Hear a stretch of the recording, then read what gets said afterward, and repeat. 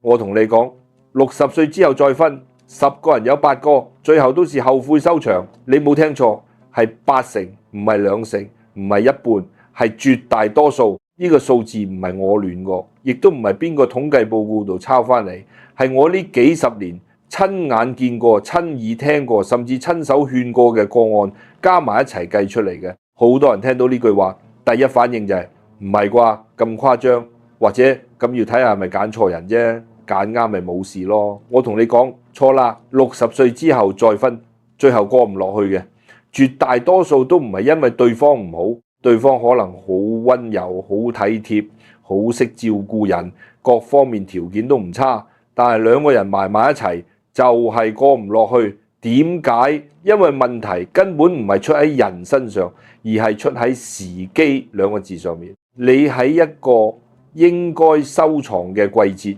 走去播種，你喺一個應該靜養嘅階段走去折騰。天道運行有佢自己嘅規律，唔會因為你孤獨，因為你寂寞，因為你需要一個伴，就放慢個腳步，等你逆住嚟行。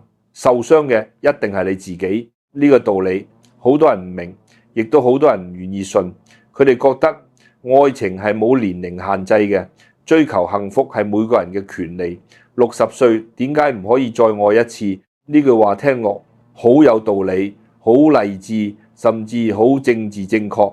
但係我同你講，呢個世界上好多聽落好有道理嘅説話，放到現實生活入面係會撞得頭破血流嘅。我先同你講一個真實嘅故事。喺北角有個姓劉嘅伯伯，退休之前喺政府做文職，人工唔算高，但勝在穩定，做咗成世都冇轉過工。佢太太喺佢58歲嗰年因為癌症走咗。劉伯伯同太太感情好好，好到乜程度？好到佢哋結婚30幾年，連交嗌都唔超過10次。太太走咗之後，劉伯伯成個人好似散咗架擔，成日攤喺屋企，乜嘢都唔想做。佢有2個仔女。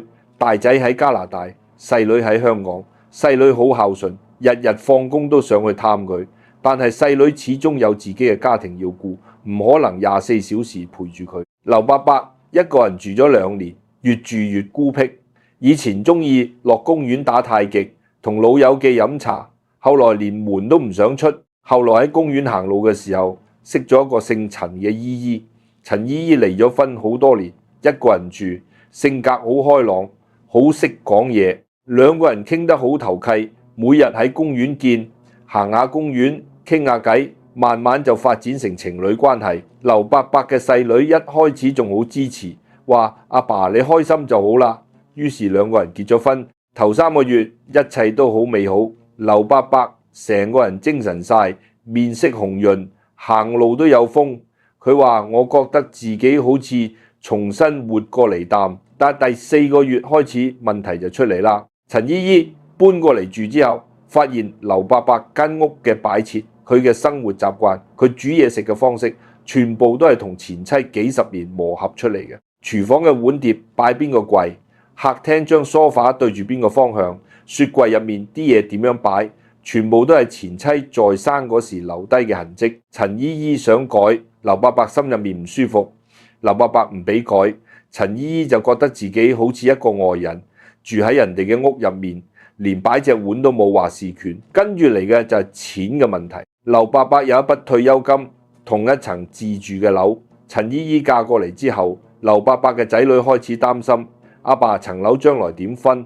細女由最初嘅支持，慢慢變成提防。每次返去探老豆，都會留意下陳姨姨有冇亂使錢。陳姨姨感受得到呢種敵意，心入面越嚟越委屈，最後結婚唔夠1年半，2個人就分開咗。分開之後，劉伯伯坐喺公園嘅長凳上面，講咗一句話：我以為為到個伴就唔會孤獨，點知結咗婚之後，我比以前更加孤獨。以前係1個人孤獨，而家係2個人一齊孤獨，仲多咗好多嘢要煩。呢句話聽落去真係心酸到不得了，但係你細心去諗，劉伯伯究竟做錯咗啲乜？陳姨姨又做錯咗啲乜？2個人都冇做錯，都係好人，都係真心想搶個伴度過晚年。錯嘅係佢哋唔明白60歲之後嘅感情同20-30歲嘅時候根本就唔係同一回事。20-30歲嘅時候，你一張白紙，大家都係一張白紙，你畫我又畫，慢慢就畫出一幅屬於兩個人嘅畫。但係60歲之後，你唔係一張白紙，你係一幅已經畫咗幾十年嘅畫，上面有山有水，有晴天有雨天，對方亦都一樣，都係一幅畫咗幾十年嘅畫。你將兩幅已經畫好嘅畫硬係要疊埋一齊，你話會變成點？只會變成一團糟，邊個都睇唔到邊個嘅好，淨係見到對方嘅畫遮住咗自己嘅畫。呢個就係因果。好多人以為因果就係前世做咗啲乜，今世就報應翻嚟。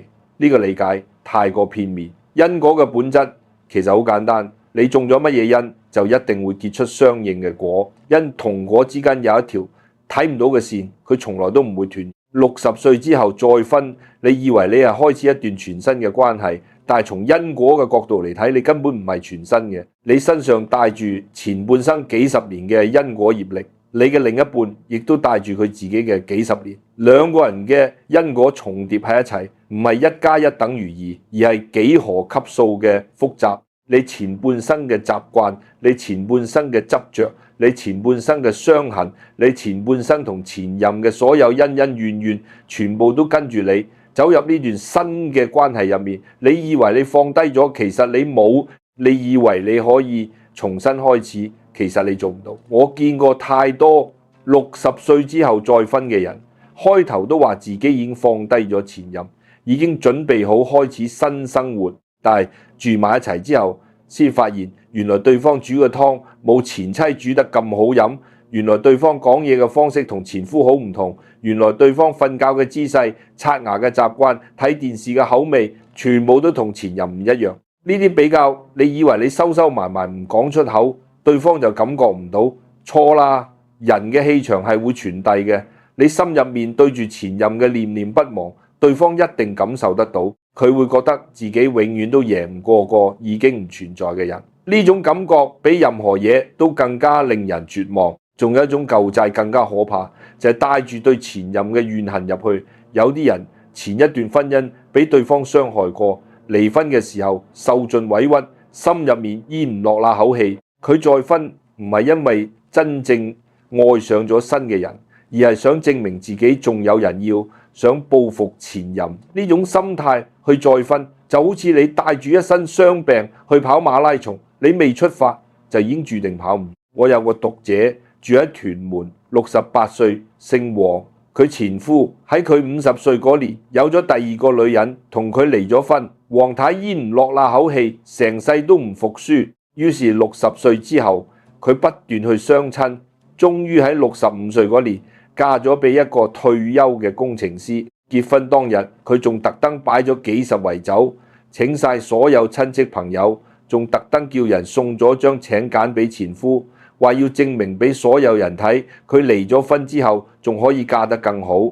但係結婚之後，日子過得一啲都唔開心。個工程師人唔壞，但係兩個人嘅生活習慣差天共地，日日為咗啲雞毛蒜皮嘅小事嗌交。黃太話佢每日瞓醒第一樣嘢就係諗，我今日又要同呢個人過一日，真係好攰。我同佢講，你當初結婚唔係因為愛呢個人，而係因為要贏前一段婚姻。你帶住怨恨入去，呢段關係由一開始就已經係錯嘅。黃太聽完喊咗好耐，佢話我知，我一直都知，但係我就係咽唔落那口氣。你睇下幾咁不值得，人活到60歲，仲要為咗爭一口氣，將自己嘅晚年壓喺一段自己根本唔愛嘅關係入面。所以話舊債未清，千祈唔好急住走入下一段關係。你要先俾自己時間，將呢啲舊債一筆一筆淡清還。清還嘅方式唔係去前任算賬，亦都唔係去求乜嘢大師幫你化解。最好嘅方式就係接受嗰段婚姻已經成為過去，接受自己曾經受過傷，接受對方亦都有佢嘅苦衷。當你真正接受咗，你個心先至會輕，心輕咗，氣場先至會通，你先至有能力去判斷你究竟係真正需要一個伴侶，定係只不過需要一個止痛藥？呢個係第一個大忌，帶住舊債入新局。第二個大忌就係用錯咗感情嘅季節。人嘅一生就好似一年四季，20歲係春天，萬物生長，精力旺盛，乜嘢都想試，跌低咗爬起身，拍拍塵，又可以繼續走。40歲係夏天，烈日當空，責任最重，上有老下有細，你唔可以停。50歲係秋天，開始收斂，開始沉寂，開始明白有啲嘢係勉強唔嚟嘅。60歲之後就係冬天，冬天係乜嘢季節？係收藏季節，動物要冬眠，樹木要落葉，大地要休養，呢個係天道，係自然規律。人都一樣，60歲之後，你嘅身體、你嘅精神、你嘅氣場，全部都喺度提示緊你呢個時候應該收，唔應該放。但係再婚呢件事，本質上就係放。你要將自己打開，去接受一個陌生人進入你嘅生活，你要重新去磨合，重新去適應，重新去經歷嗰啲20、30歲嗰陣經歷過嘅嘢，差異、爭吵、妥協、磨合呢啲嘢，喺你後生嗰陣，你有足夠嘅精力去應付。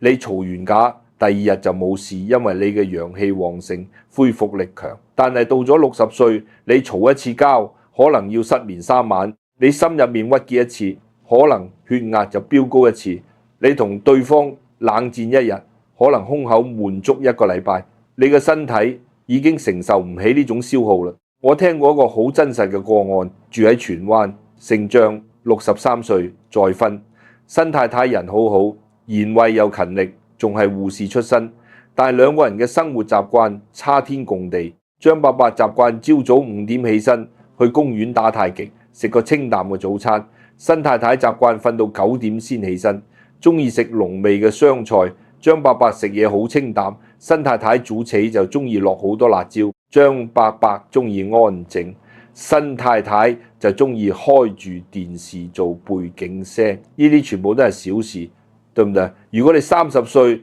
磨合幾個月就搞掂，但係張伯伯63歲，佢嘅習慣已經跟咗自己幾十年，每一個習慣都好似長喺骨頭入面，拔唔甩。結果呢，兩個人為咗呢啲雞毛蒜皮嘅小事，日日都有摩擦，冇大嘈大鬧，但係嗰種持續嘅唔舒服，就好似一把慢刀，慢慢淡割住你。張伯伯再婚之前身體好好，精神奕奕；再婚之後唔夠半年，開始失眠，開始胃痛，個人消瘦咗成10磅。佢去睇醫生，醫生話佢壓力太大，叫佢放鬆啲。但係佢返到屋企，對住一個生活方式同自己完全唔同嘅人，點放鬆？呢個就係用錯咗季節嘅代價。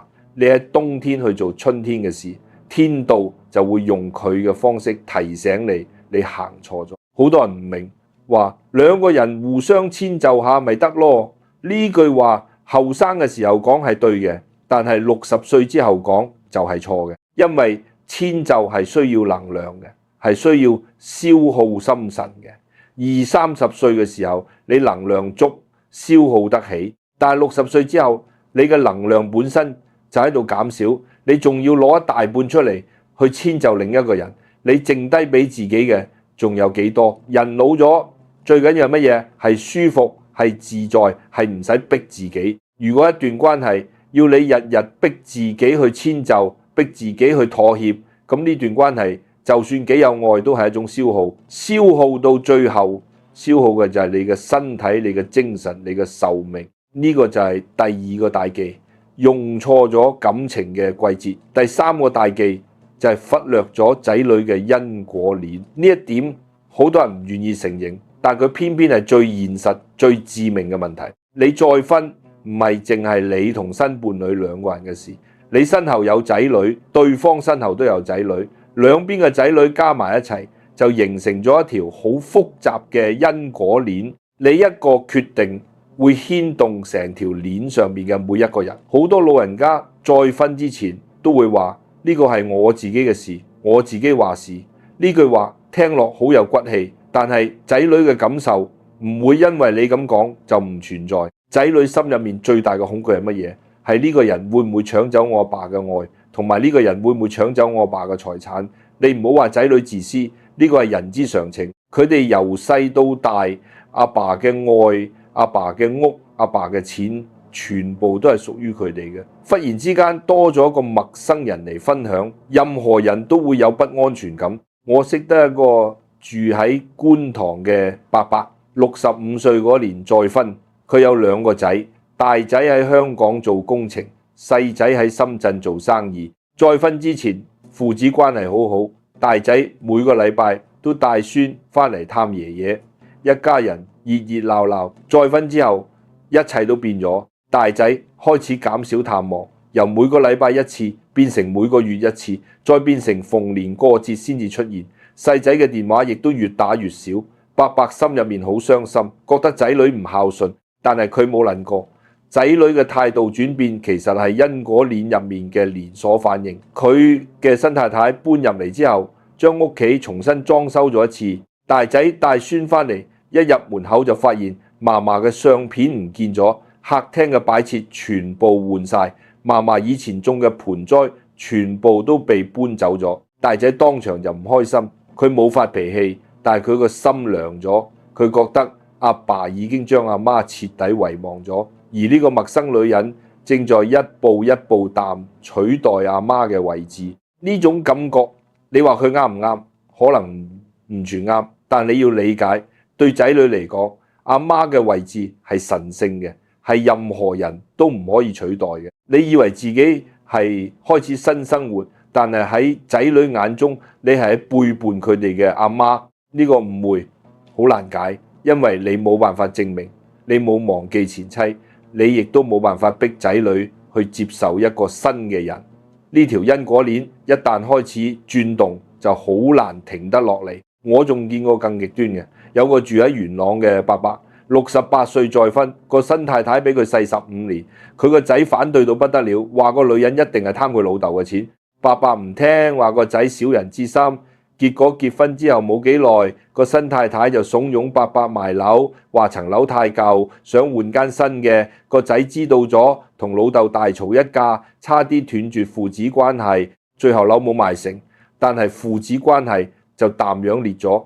伯伯每次提起個仔都喊，但係你話個仔又有乜錯？佢只係驚自己阿爸俾人呃，驚自己阿媽留低嘅屋，最後落入第2個女人手上。呢個就係因果鏈嘅恐怖之處，你嘅一個決定會引發一連串你估唔到嘅連鎖反應，到最後你得到咗一個新伴侶，但係失去咗同仔女嘅親密。呢筆賬你諗下究竟值唔值？所以話再婚之前你一定要同仔女坐低嚟認認真真淡傾一次，將財產點安排，生活點樣過，將來嘅照顧問題全部都攤開嚟講清楚。如果仔女有顧慮，你要認真去解決，而唔係一句呢個係我嘅事就打發咗佢哋。呢個就係第3個大忌，忽略咗仔女嘅因果鏈。第4個大忌就係財產糾葛種下嘅新因果。呢個問題聽落去好世俗，但係你千萬唔好睇小佢，因為喺現實生活入面，60歲之後嘅再婚，超過一半嘅矛盾都係由錢引發嘅。你諗下。2個60幾歲嘅人結婚，雙方都有自己嘅積蓄、自己嘅物業、自己嘅退休金，呢啲嘢婚前都係清清楚楚嘅。但係結咗婚之後呢，日常開支邊個出，水電煤邊個俾，出去食飯邊個埋單，呢啲睇落去好瑣碎嘅嘢，每一樣都可以成為矛盾嘅導火線。更加嚴重嘅係遺產問題。你有一層樓，你嘅仔女理所當然認為呢層樓係屬於佢哋嘅。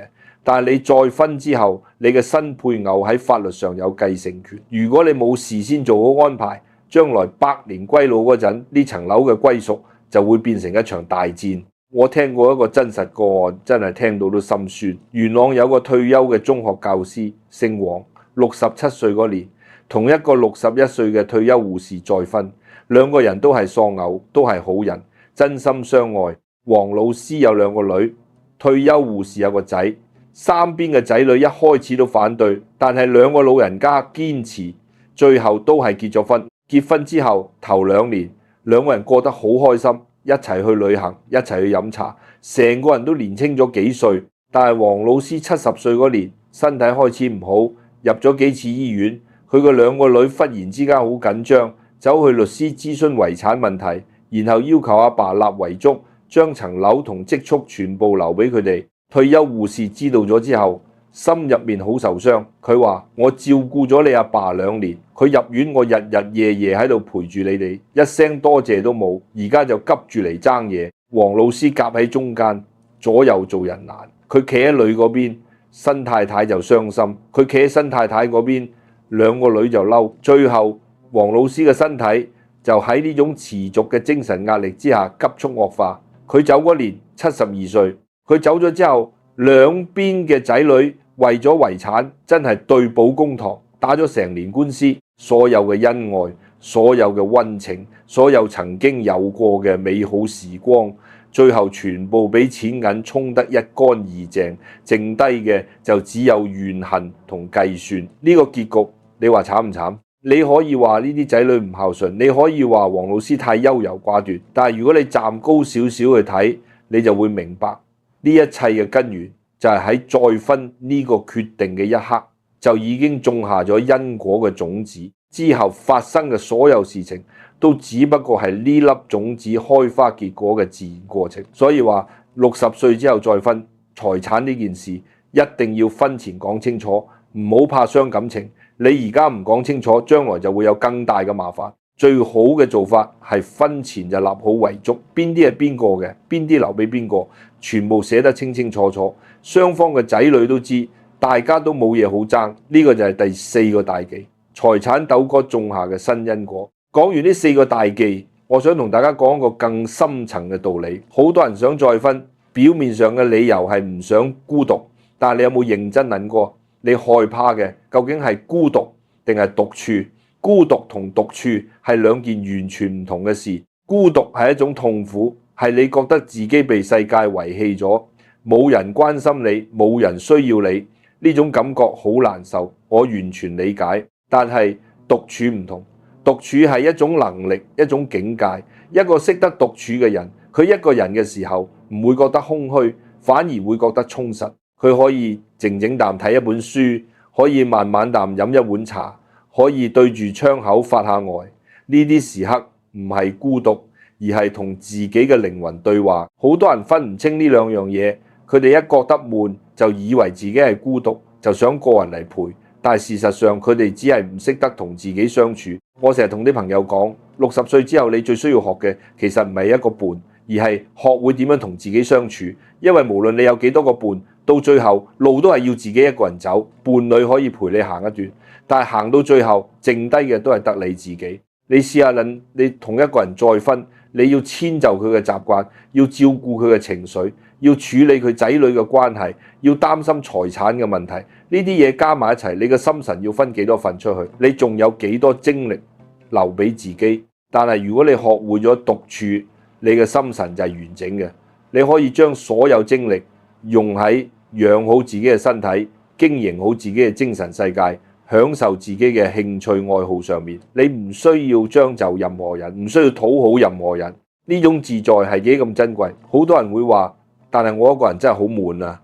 我話你知，悶呢個字其實係因為你內心空虛。你以為迷個人嚟就可以填滿呢個空虛，但係事實上冇任何人可以填滿另一個人嘅內心。如果你自己嘅內心係空嘅，就算身邊有10個人陪住你，你都仲係會覺得悶。反過嚟講，如果你嘅內心係豐盛嘅，你一個人都可以活得好精彩。我識得一個老人家住喺沙田，72歲，老婆走咗10幾年，一直都冇再娶。佢每日朝早5點起身去公園打太極，打完去茶樓飲早茶，同一班老友記傾下偈。返到屋企就練字、畫畫、整下盤景。下晝去社區中心做義工，幫啲獨居老人買嘢、量血壓。夜晚就睇下書，10點準時瞓覺。佢一個人住，但係佢嘅日程排得比好多後生仲要密。佢話：我一日都冇時間，覺得悶，仲嫌時間唔夠用添。你睇下，呢啲就係內心豐盛嘅人，佢唔需要靠另一個人嚟證明自己嘅存在。佢自己就已經係一個完整嘅世界。當然，我唔係話60歲之後就完全唔應該再婚，我反對嘅係盲目嘅、衝動嘅、冇考慮清楚因果嘅再婚。如果你真係想再婚，你至少要滿足3個條件。第一，你嘅舊因果要真正了結，對前任冇執着、冇怨恨、冇遺憾。第二，你嘅仔女要真心接受，唔係口頭上嗰句你開心就好，而係發自內心嘅接納。第三，你同對方要有真正嘅默契，生活習慣、價值觀、對金錢嘅態度都要大致接近。如果呢3個條件你都滿足唔到，我建議你認真考慮另一條路，伴而不婚。